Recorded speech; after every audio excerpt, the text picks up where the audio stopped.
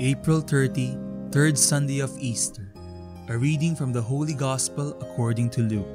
That very day, the first day of the week, two of Jesus' disciples were going to a village 7 miles from Jerusalem called Emmaus, and they were conversing about all the things that had occurred. And it happened that while they were conversing and debating, Jesus himself drew near and walked with them, but their eyes were prevented from recognizing him. He asked them, "What are you discussing as you walk along?" They stopped, looking downcast. One of them, named Cleopas, said to him in reply, "Are you the only visitor to Jerusalem who does not know of the things that have taken place there in these days?" And he replied to them, "What sort of things?"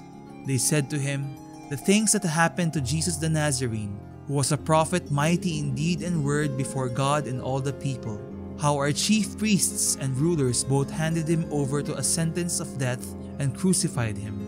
But we were hoping that he would be the one to redeem Israel. And besides all this, it is now the third day since this took place. Some women from our group, however, have astounded us. They were at the tomb early in the morning and did not find his body. They came back and reported that they had indeed seen a vision of angels who announced that he was alive. Then some of those with us went to the tomb and found things just as the women had described, but him they did not see. And he said to them, 'Oh, how foolish you are! How slow of heart to believe all that the prophets spoke. Was it not necessary that the Christ should suffer these things and enter into his glory?' Then beginning with Moses and all the prophets, he interpreted to them what referred to him in all the scriptures. As they approached the village to which they were going, he gave the impression that he was going on farther. But they urged him, 'Stay with us, for it is nearly evening and the day is almost over.'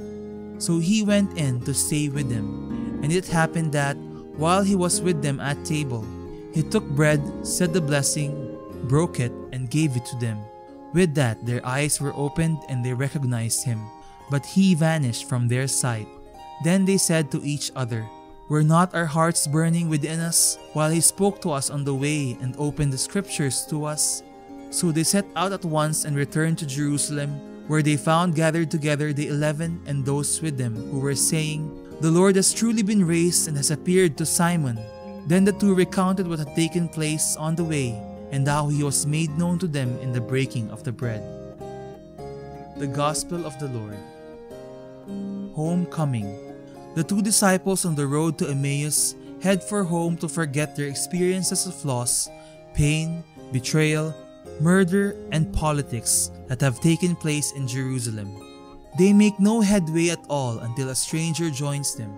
Unrecognized, the risen Jesus leads the disciples to understand the mystery behind the events they have witnessed. The disciples invite the stranger to stay, and Jesus celebrates the ritual of the Passover once again with them.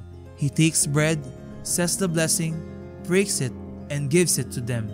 Their journey is thus completed by the presence of Jesus. Their hearts are burning, and their faith has been rekindled.